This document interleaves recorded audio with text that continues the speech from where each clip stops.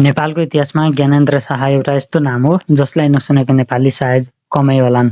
तर धेरैलाई उनको शासनकाल थाहा भए पनि एउटा कुरा थाहा नहुन सक्छ, ज्ञानेन्द्र शाह अहिले कति वर्षका भए। ज्ञानेन्द्र शाह नेपालका अन्तिम राजा हुन्। उनको नाम दरबार, राजतन्त्र, जनआन्दोलन र गणतन्त्रसँग जोडिएर आउँछ।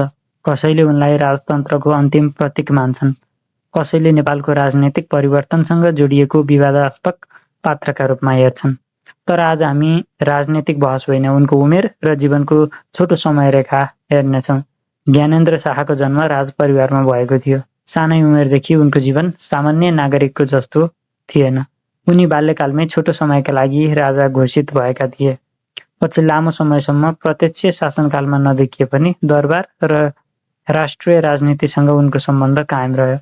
तर सन् 2001 पछि नेपालको राजनैतिक इतिहासले ठुलो मोड लियो। राजा वीरेन्द्रको निधनपछि ज्ञानेन्द्र शाह फेरि राजगद्दीमा पुगे। त्यसपछि उनको शासनकाल धेरै लामो रहेन। नेपालमा जनआन्दोलन भयो, राजनैतिक व्यवस्था फेरियो र अन्ततः नेपालमा गणतन्त्र प्रवेश भयो।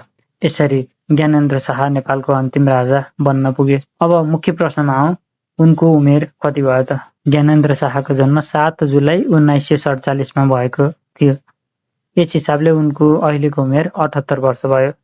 यानि नेपालको राजतन्त्र अन्त्य हुँदा उनी करिब 60 वर्षका थिए र आज उनी जीवनको उत्तरार्धमा छन्। ज्ञानेन्द्र शाह नेपालको अन्तिम राजा हुन् र अहिले उनको उमेर 78 वर्ष पुगेको छ। उनको नाम आज पनि नेपालको इतिहास, राजनीति र राजतन्त्रको बहसमा जोडिएर आउँछ। तपाईको विचारमा ज्ञानेन्द्र शाहलाई नेपालको इतिहासमा कसरी सम्झिनुपर्छ जस्तो लाग्छ? कमेन्टमा लेख्नुहोला।